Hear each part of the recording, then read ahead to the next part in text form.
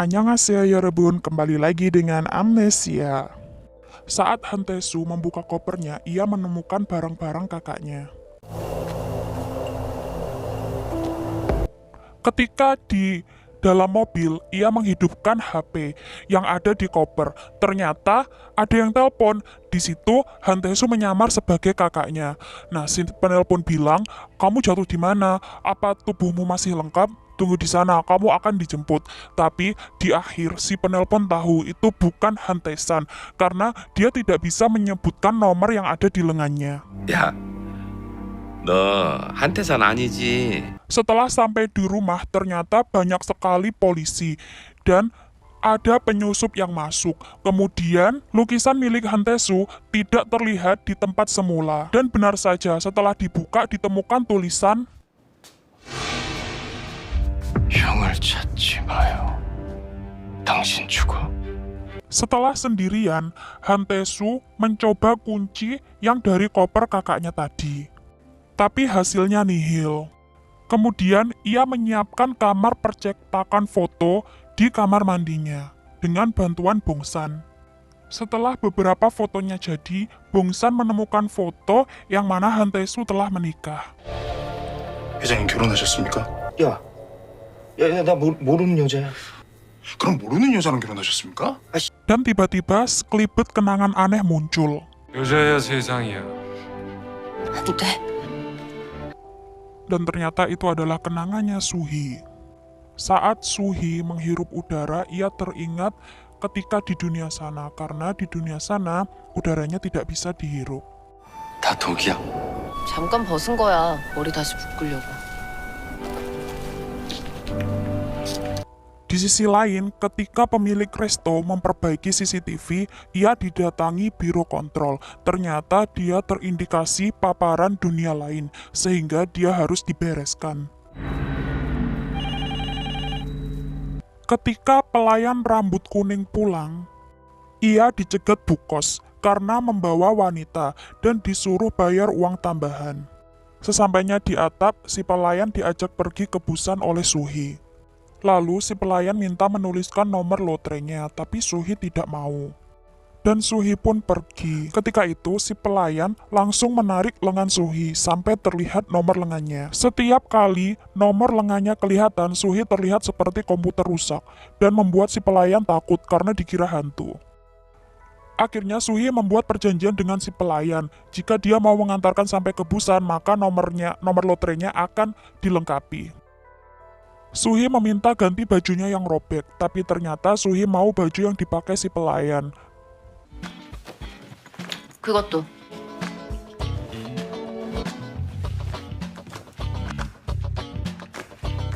Kemudian biro kontrol datang dan Suhi mampu menangani mereka.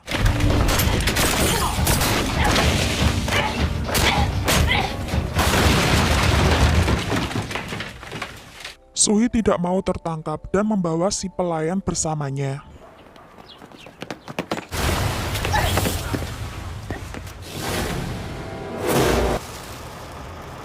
Lalu, biro kontrol menerima rekaman telepon Han Suhi ketika menghubungi perusahaan Han Tae-soo. Lalu, biro kontrol menjadikan Han Tae-soo sebagai target berikutnya.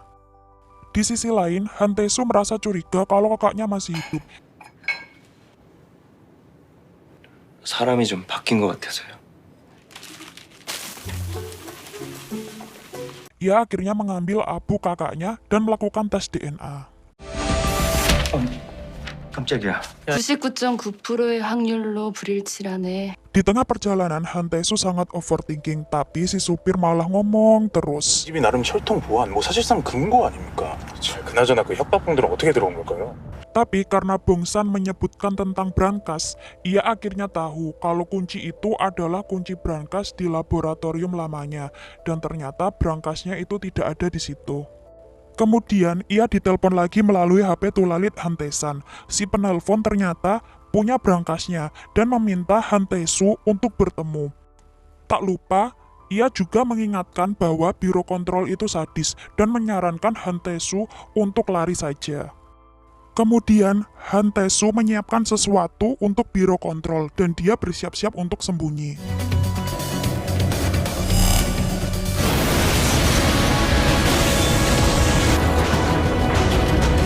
Lalu, Han Tae-soo menelpon Bong-san untuk menghampirinya dengan mobil.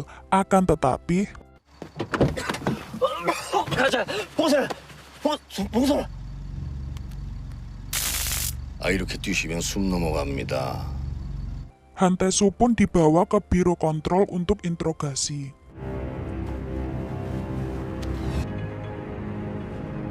외국인 관리치고 너무 관리가 빡센 거 아닌가? Saat diperiksa, ternyata Han Tae-soo tidak ada interaksi dari dunia luar. Bahkan, biro kontrol pun mengancam menghancurkan reputasi Han Tae-soo dengan mengeluarkan artikel skandal cinta dan penyalahgunaan obat. Lalu ia ditanya di mana kopernya, tapi Han Tae-soo tetap kokoh bilang bahwa dia tidak tahu. Karena Han Tae-soo tidak mau, 회장님! 누라고 이 새끼들아!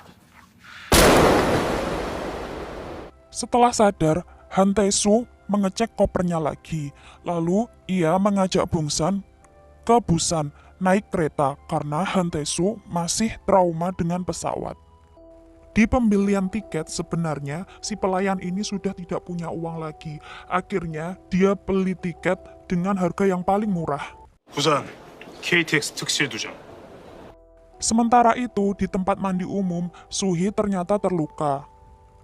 Lalu ketika Suhi duduk bersama dengan si pelayan di tempat tunggu, si pelayan curhat kalau dia itu adalah kepala keluarga. Dia bilang nenek dan adik-adiknya ada di rumah sehingga dia tidak boleh mati agar yang di rumah tetap tidak kelaparan. Saat pelayan pergi ke toilet, Suhi mengisi lotrenya, memasukkannya ke dalam jaket dan meninggalkan jaket itu di bangku. Kemudian Suhi pergi sendiri menuju keretanya.